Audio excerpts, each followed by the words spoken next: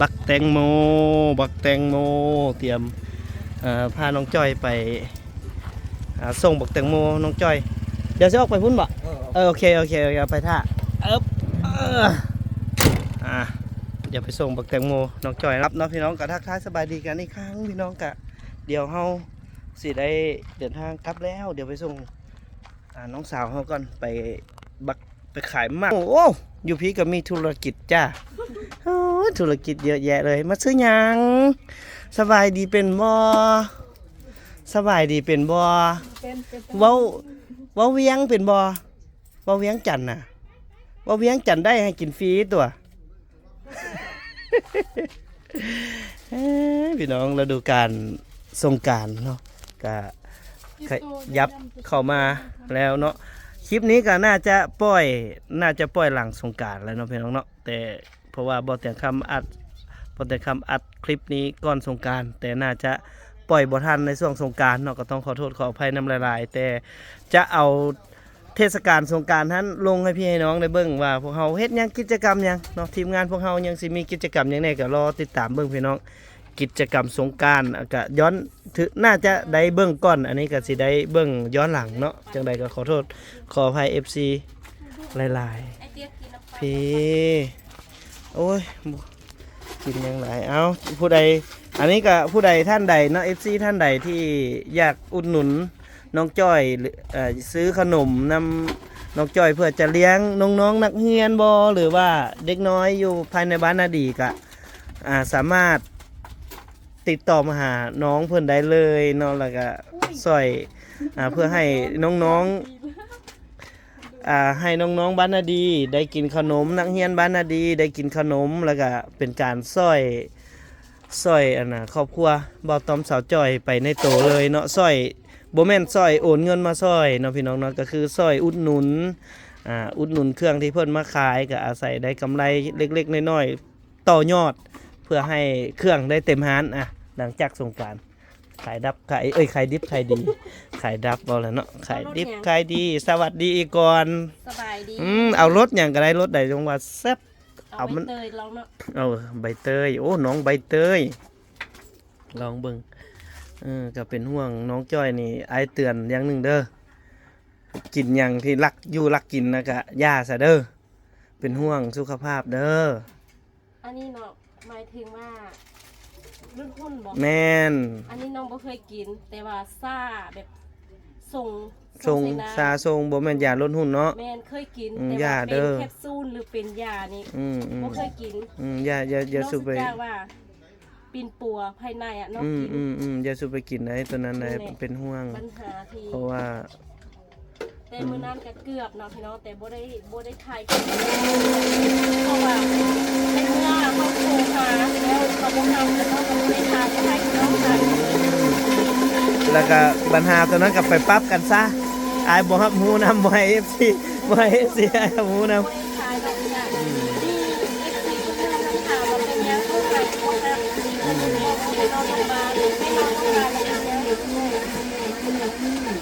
คือบอกแม่ว่าสันนะหนูก็เลยว่าต้องขอโทษนำที่เฮ็ดให้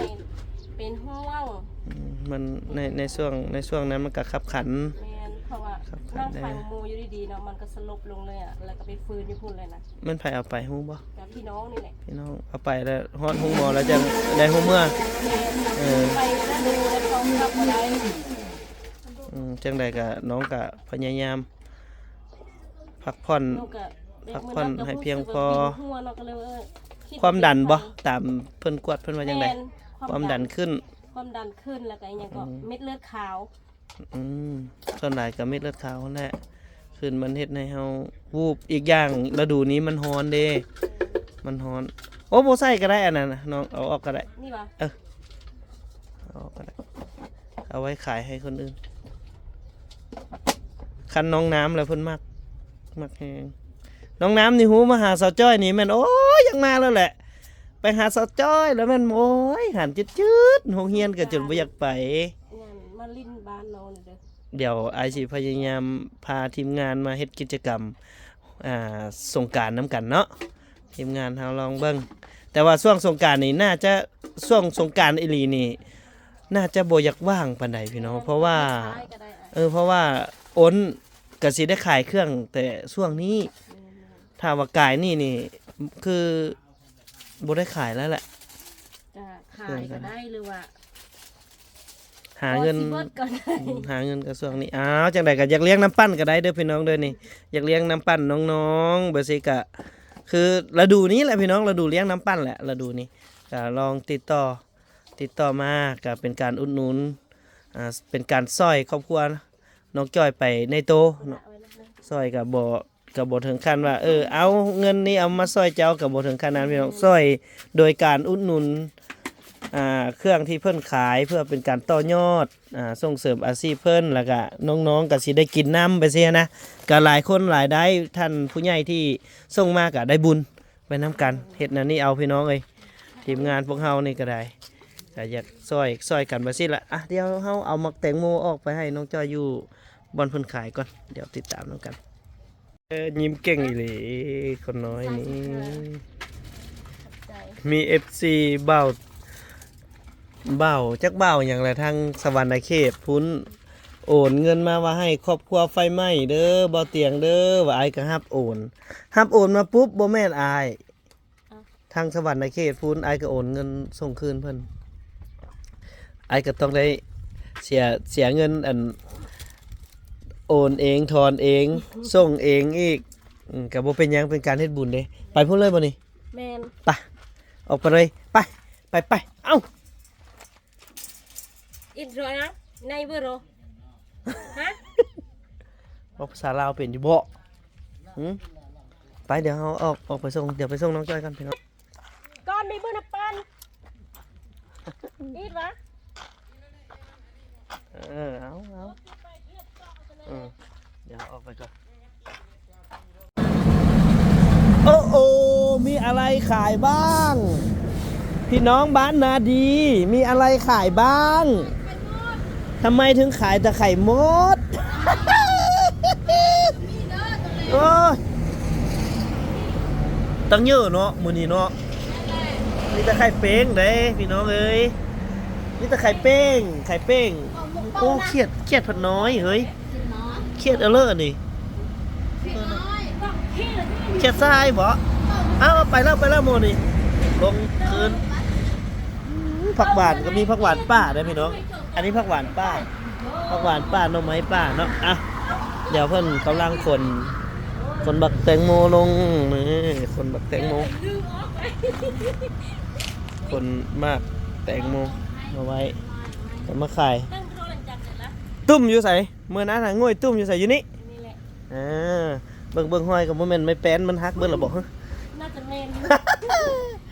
ลอยหักลอยลาวย ามนี้น้ำแห้งเบิดพี่น้องแต่ว่ายามฝนนี่เต็มเบิดเลยนะแถวนี้นี่สิเต็มเบิดเนาะแถวนี้เต็มหมดเลยฤดูกาลอันฤดูเนาะไม้ขาวๆเยอะๆยังบ่ฮอตเนาะคนบ่มีเลยเนาะเอามีหน่อไม้อันเขาไปเอาหน่อไม้ผ่านะหน่อไม้เพียงก็หน่อไม้สวงเอานั่งขายบักแตงโมก่อนจังเมื่อมื้อนี้บักแตงโมบ่เบิดบ่เมื่อ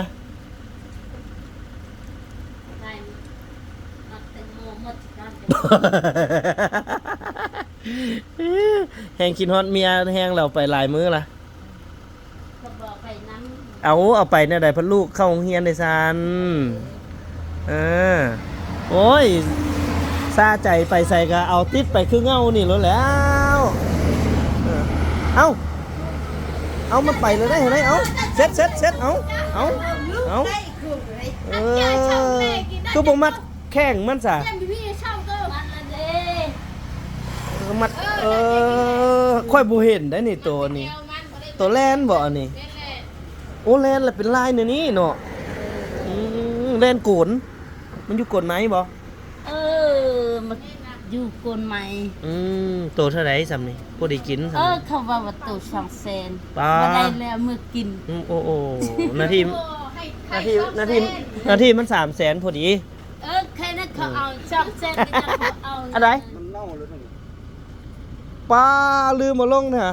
เอาทิ่มให้แน่ทิ่มให้แน่ ขอบใจหลายๆโอ้สำนี้เราพูดดีกินสำนี้ฮะ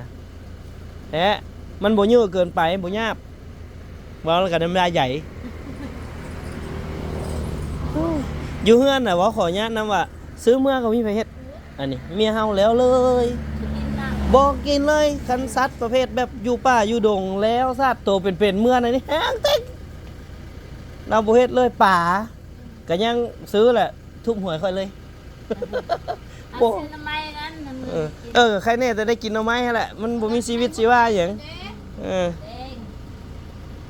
เอา เอาไปซื้อในอื่น แล้วเราบ่นี่ ยิ่งใช่ปะ นี่เราโอ้ยัง3หน่วยมาเดี๋ยวสับอึ๊บเอาให้บ่ทำไงอย่างแนว โอเคได้เอา2หน่วยเตี้ย บ่แนวขายรถได้กินอยู่เอ้า ได้กินอยู่ไปตะเกียง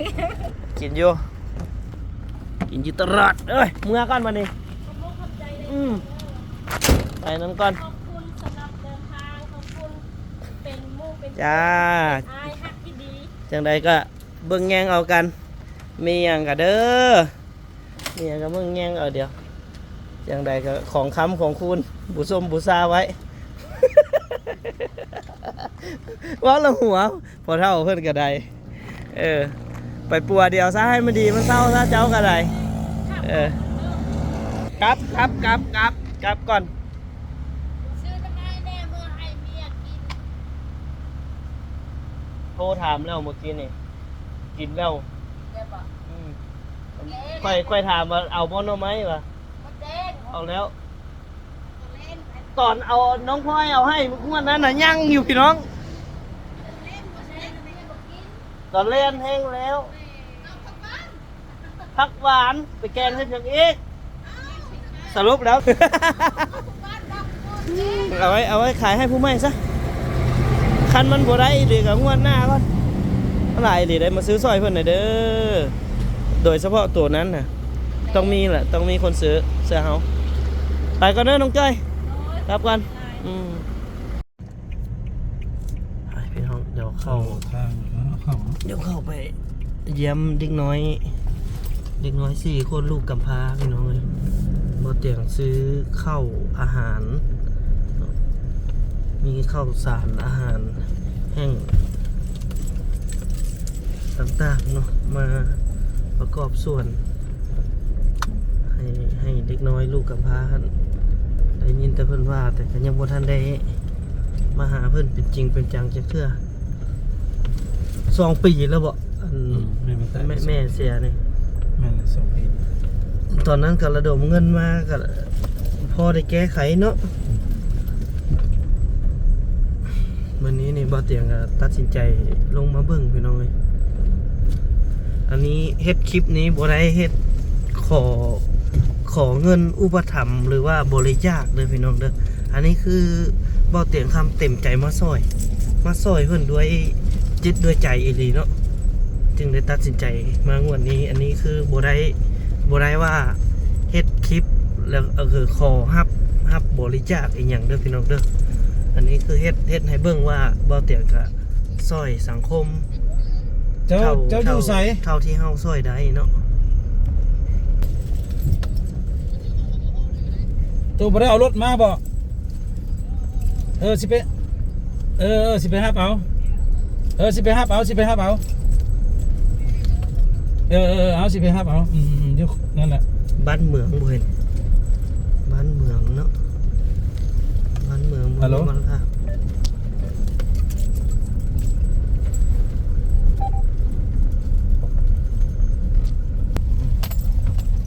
มายามนานี่ก็คือสิคักเนาะคือสิเขียวงามขนาดเบิ่งหัวเพิ่นนี่ได้บรรยากาศแห้งบรรยากาศแบบธรรมชาติดั้งเดิมงานแบบดั้งเดิม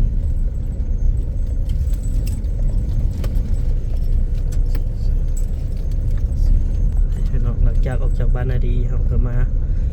ไปส่งน้องจอยขายบักแตงโมบ่เตียงกะมาซอยเด็กน้อยลูกกำพร้าพี่น้องพ่อแม่บ่มีละ ซ้ายมือ ซ้ายมือเนาะพ่อแม่บ่มีแล้ว ฮัลโหล แม่ตาย ในบ้านบ่ กำลัง เจ้าอยู่บ้านเฮือนไหม ติดต่อหาในบ้านอยู่ ค่อยก็สิมาเฮือนบ่นั่นเด็กน้อย4คนนั่นหาเจ้ามาลิ้นน้ำได้บ่อยู่เฮือนเขานี่ไอ้ มาเบิ่งมานั้นนั่นแหละ ฮัลโหล สัญญาณบ่มีสิบ่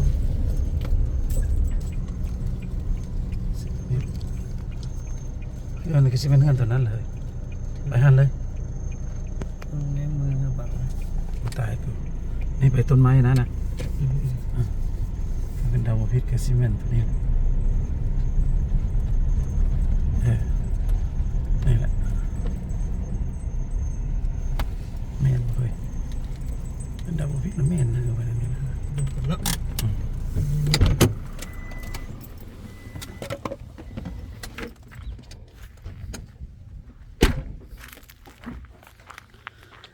นี่หลังใดเฮ้ยไม่หลังนั่นบ่เฮ้ย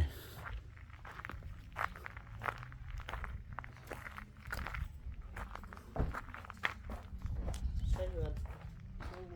อันนี้เป็นเบื้องขึ้นหลังนี่แหละเบื้องเอาตัวจับ แล้ว เอาเนาะพี่น้องตอนนี้เบาเตียงก็ขึ้นมาฮอดเฮือนเพิ่นละชื่อหยังก็ลูกชื่อหยัง ตุ้ย ชื่อตุ้ย แม่ น้องลูกอีผู้ไปอยู่กลางบ้านน่ะเด้ชื่อหยัง ตี ตีอันผู้ล่าเด้ใต้ เตยตัวนี้ เตยเนาะผู้เอื้อยกกหาชื่อนั่นเลย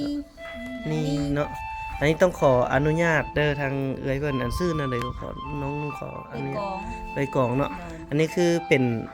คนบ้านไกล แม่ เฮือนไกลเพิ่น เงินไกลเพิ่น แต่บ่แม่นญาติพี่น้อง ญาติพี่น้องแต่ว่าใกล้เดียว มีหยังก็มีแต่นี่แหละช่วยเหลือเขาเจ้าหั่นนับแต่แม่เพิ่นตายอันติดโรงชุบแม่หยังก็เจ้านี่แหละช่วยเพิ่นน่ะแต่มือเพิ่นอยู่น้ำเดียวก็บ่ว่านั่นดอกเพิ่นก็บ่พออยู่พอกินแต่กี่มานะ อืม ให้หน้าก็บ่หลายลูกเพิ่นหลายคนเนาะแต่ว่าเพิ่นรับจ้างรับบายกินลูกบัวยังครบอันนี้ก็แม่ตายไปแล้วก็เพิ่นมาเบิ่งว่าเฮือนสร้างคือมีอยู่มีอัน มีอยู่มีแต่เฮือนเนาะ เฮือนนี่ละมูลแต่แม่เฒ่าของเพิ่น อืม ขายแม่ก็ยุ่งแล้วเฮ็ดเฮือน อืม อืม นี่เป็นเฮือนพ่อเท่าไม่เท่าตะกี้ แม่น แล้วพ่อแม่นี่แต่งดองมายังแล้วก็มาอยู่นี่แทนมูล แทนมูล หน้าหลายบ่ลูกหน้าจังให้ หลายแหละหน้าดำ10ไปให้ได้เขาดำขั้นปีได้เป็นแหละ เป็นไผ่นี่นะ นี่ 7-8ให้ ปันเดือน อยู่ไกลบ่ลูกอยู่ไกลบ่นาลูก นี่ภาคดอนนี่ อืมบัดเฮ็ดหน้าได้ผู้ใดเฮ็ดลูก ก็เขานี่แหละระบั โอ้ ก ครับ บักอันอ้ายกกนั่นแหละแบบหัวแม่มันก็ไปอันเฮ็ดเวียก คนละพ่อ คนละพ่อ อ่า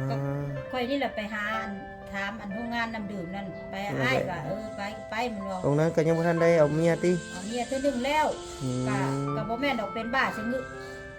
มันบ่นั่นปะเลย อืม บ่ได้แม่นดอกเป็นบ้าว่าปวดมันก็คนใบเลยซื้อว่าซั่นซัก อืม ไปเฮ็ดเวียกเฮ็ดงานก็บ่ได้หมู่ให้ก็ได้เงินหมู่บ่ได้แล้วก็ยา เดี๋ยวถามน้องตุ้ยเดี๋ยวนี้ลูกตุ้ยเฮียนที่ห้องไหนนะลูกมสามตอนนี้นี่อายุจักปีแล้วลูก15 ปีเออลูกอยากเฮียนอยู่บ่ จะเมียนอยากเฮียนฮอดห้องใดลูก ค่ะมีแม่นสิเฮียนจบ เฮียนจบนี่จบหยัง เทพแท้ จบม .7 บ่อยากไปเฮียนวิชาชีพบ่หรือว่า ไปแล้ว อืม นี่ผู้ ความฝันลูกอยากเป็นหยังอะอันนี้ถามลูกอีกเลยอยากเป็นหยังหึเคยคิด เป็น เคยคิดบ่ เป็นผู้เป็น อันนี้ไอแนะนำเด้อ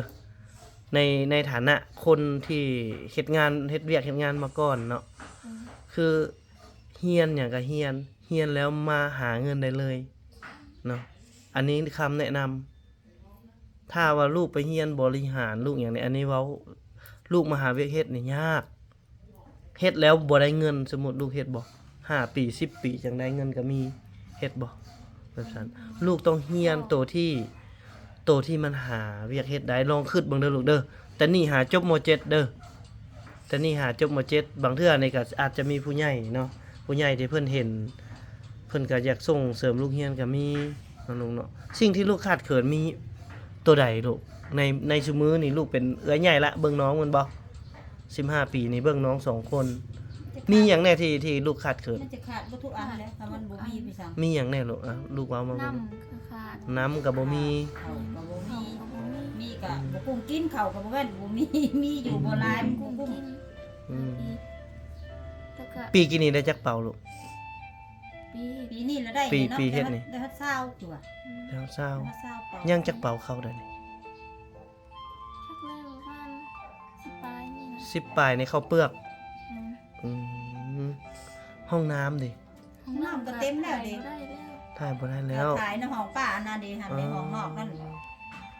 คนเดียวไหลไปถ่ายอยู่หันน้ำใส่ก็ใส่น้ำป้านี่ อืมโอ้ก็ยังดีที่มีอันป้าเพิ่นเบิ่งได้นี่คันบ่มีเจ้านี่ก็ แม่ ยากอยู่เนาะเอ้ยเนาะ แล้วยังเว้าเนาะเขาว่าดีแหละอันใกล้ป้านี่กันใกล้ผู้อื่นสิจัก จักสิเป็นอะไรเนาะ นี่ในโดยการห้องหาบ่ช่วยเหลือตลอดเล็กหน่อยนี่ แต่มือเมเขาโซ่แต่มือโดยมา อันแม่นี่เป็นหยัง เราเป็นมะเร็ง อืม ว่ามะเร็งไปกวดมันเขาบอกมะเร็ง เป็นมะเร็งแล้วแหละเสียชีวิตปีใด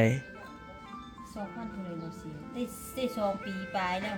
2 ปีปลายนี่ก็2025ก็ประมาณ2022เนาะ เนาะ ต้นปีบ่ปลายปีตอนเสีย พอดีเดือน8 เดือน8อ๋อก็ไปปลาย นี่ คนนี้อ๋อ นี่นี่คนนั้นเลย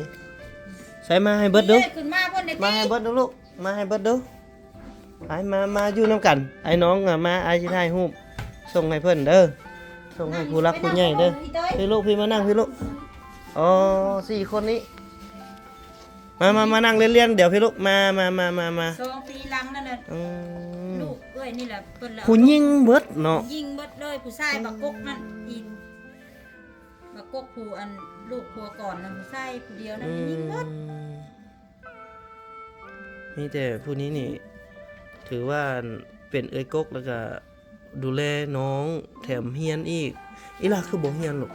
เนี่ยได้บ่มีผู้บ่งน้องนี่ยามฝนไปเบิ่ง ผัดบ่มีผู้เบิ่งนี่ เขาแล้วแต่ว่า เข้าแล้วออกมันยากโพด เนี่ย อืม เครื่องนุ่งของถือเข้าน้ำแรงง่ายกะ จักหน่อยก่อนหน่อย บางเทื่อ ลูก ตื่น คัน เช้า คันอันนั้นนี่ลูกอยากเฮียนอยู่บ่ลูกยังอยากเฮียนอยู่บ่ บางทีน่ะเพิ่นถามยังเฮียนแหล้กัน ฮะ กันว่านั่น อยากเฮียน ตอนลูกออกหำปอหยัง เพราะว่า ปห้านี่จบแล้วบ่ ยังปีนี้ออกปีนี้ ออกปีนี้ ยากน้องนั่นแหละออกบ่มีผู้เบิ่งผู้แยงน้องนี่แหละ อืมก็เลยอันสละให้เอื้อยเฮียน เฮียน ลูกแหละออกมาเอาน้อง เอาน้อง แทนเอื้อยของอยู่ของกินเนี่ยลูกไปเอาอยู่ไส ขาดเคลื่อนแล้ว ไปชั่วมื้อนี่กินนี่ไปเอาอยู่ไส กินซิ อาหาร เบิ่ง หา ลูกก็ หาหยังลูกมื้อนี้นี่กินหยังตอนเที่ยงนี่กินหยัง กินข้าว หึ กินจามกินหมี กินจาม อาหารมันแหละบ่มีแล้วก็ลงไปอันน้ำป้านั่นบ่เตือก็ให้กินขนมก็ให้เพียงบ่มีเงินก็เอาให้ป้านั่นขนมบ่เพิ่นได้จะให้อยู่ ลูกตั้งใจเฮียนแทนน้องเด้อแล้วอีล่าก็คันว่า มันยากแล้วบ่ได้เฮียนก็ตั้งใจในเมื่อถ้าว่าเพิ่นเสียสละให้ลูกเฮียนแล้วลูกต้องเบิ่งน้องคักๆเลยลูกเอ้ยแม่นบ่เพราะว่าผู้นี้นี่สละขนาดเลยได้นี่ อืม สละเอาตัวเองบ่ได้เฮียนนี่ตัดอนาคตตัวเองได้นี่ ตัดเลย แล้วให้เอื้อยนี่เฮียนนี่ ป้าก็ยังว่าใหญ่มากแล้วหมู่เป็นเบิดแล้วตัวแล้วบ่เป็นซื้อแล้วโง่แล้วเนาะนางว่าจะเฮ็ดได้ยากโพด 4 คนพี่น้องเลยที่ว่ายังดูแลกัน ยังอีกคนหนึงเหรอ อันนี้15อันนี้จักปีลูก13ผู้นี้ชื่อตุ้ยผู้นี้ชื่อ ตี ตีผู้นั้นได้ลูกใต้ นี่เตย เตยต่อเบิร์ดแม่เป็น ป้าอยากตัด แม่เป็นมะเร็งแล้วเสียชีวิตแล้วพี่น้องแล้วพ่อเด้ พ่อไปเอาเมียไหม เอาเมียใหม่แล้ว ไปอยู่นำเมีย โอ้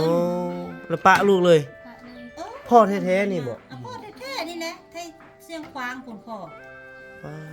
าตัวตาอีตนซาดเนาะ เดือนหลังเดือนก่อนนั้นโอนเงินมาให้500,000มาแล้วแต่ โอนคู่เดือนบ่ลูก บ่แล เทื่อบึมีให้ โดนก็แล้วเนาะนางโอน500,000นะ อันนี้อายขอว่าเด้ออย่าสุโกรธสุเครียดเด้อบ่รับผิดชอบเลย บ่รับผิดชอบเลย อันนี้ถ้าว่าพ่อหักได้เบิ่งเนาะคันว่า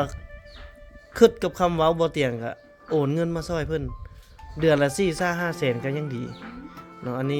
นี้ปะไปเลยนี่บ่เตียงขออนุญาตเว้าได้ว่าบ่รับผิดชอบ บ่รับผิดชอบเลย มาเบิ่งมาแยงเลยคือเดี๋ยวนี้ ลูกตาดำๆไปสิแล้ว ตาดำๆจอๆอยู่ คือพวกเฮานี่คนอื่นเฮาก็ยังสงสารนะ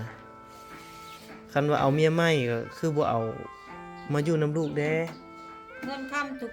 สตางค์เราอยู่น้องข่อยนี่เบิดมีเขามี10มี5ก็ดีได้แล้วเอา เจ้าแล้วก็ เก็บเงินเก็บ แบบว่าเบิ่งแทนลูกแทนหลานเนาะแม่เนาะเอ้ยเนาะ อยู่น้ำข่อยนี่แหละเด็กหน่อย อืม พอเป็นเพื่อนกันแล่นนะได้แล่นหาแหละไม่ข่อยนี่แหละ เอาเดี๋ยวพาอ้ายลงไปเบิ่งทางลุ่มก่อนเนาะหน่อยหนึงเนาะเอาเบิ่งในเฮือนก่อนไปลูกไปลูกเฮ็ดอันใดเอาไปเบิ่งนี่อ่ะให้น้องตุ้ยนี่ลูกให้น้องตุ้ยนี่เบิ่งเบิ่งไฟเด้เฮ็ดอันใดไฟฟ้านี่ได้ใช้อยู่บ่ใช้อยู่เดือนจักพันลูก แพงไหม จักพันแพงจัก ชิปเป็นบางเดือน 50-60แล้วลูกเอาเงินใส่จ่าย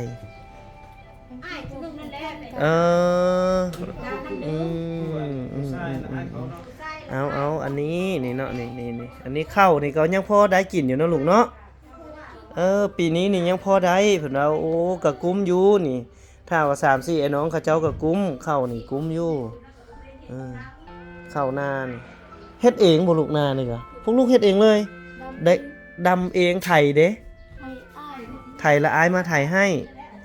แล้วพวกลูกกับซอยเดี๋ยวดำ 2 คนไอ้น้องกับชื่อดีนั่นแหละ กับผู้13 ปีหั่น อืม แล้วเกี่ยวลูกก็ไปเกี่ยวเอง เกี่ยวเอง คนแล้วจังอันให้มีคนขนซอยบ่ขนเอาไว้เฮือนนี่คนเอง ให้อ้ายนั่นแหละ อายมาขนซอย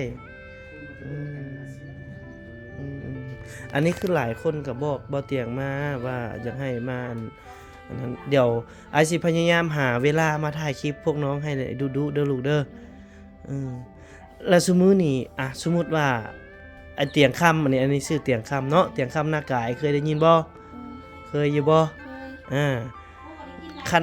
อายสิเอามาให้นี่ลูกอยากได้หยังแฮงซุมื้อเดียวนี่อยากได้หยัง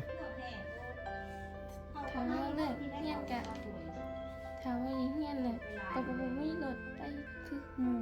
บ่มีรถไปคือหมู่ แม่ รถทีบก็ได้บ่ รถทีบก็ได้ รถทีบนี่ไปไกลบ่โรงเรียนนี่ อยู่นั่นนี่แต่ว่าถ้าไปแบบย่างยุ่งมาลาบคุณย่าไปเซ็งมาดิแต่ว่ามีรถไป อืมตอนนี้เรียนม.3 เนาะถือว่าปีหน้านี่ต้องได้ไปเรียนอยู่ยมราชไกลพี่น้องยมราชนี่ถ้าบ่แม่นรถจักรนี่ก็สิบ่อยากทันหมู่แล้วหรือว่ารถไฟฟ้าประมาณนี้เนาะ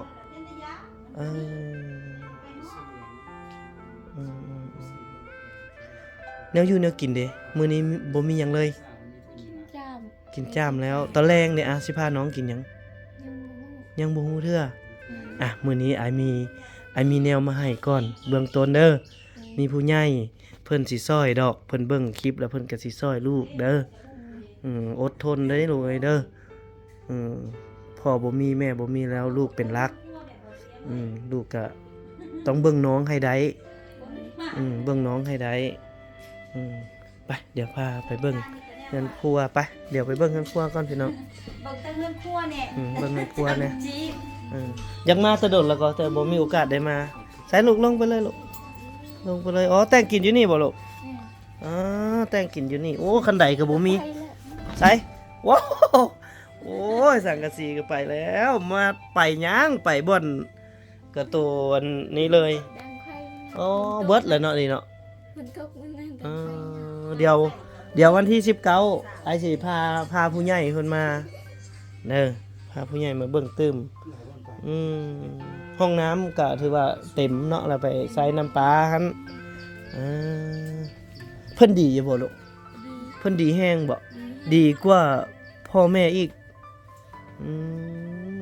ดีกว่าพ่อที่ปะไปอีกเนาะอันนี้บ่แม่นปะป่ำนะอันนี้เว้าความจริงเลยพี่น้องอันนี้เพิ่นผู้เบิ่งนี่น้ำก็บ่มีพี่น้องน้ำนี่ก็บ่มีสมมุติเจาะบาดาลนี่แพงบ่ไอ้ จักล้าน 10ไปแล้ว 10ปลายล้านพุ่นเนาะพร้อมใดแม่นบ่ แม่ ได้ใช้เลย ตอนนี้เอ้ยก็เจาะบาดาลเนาะ แม่ อืม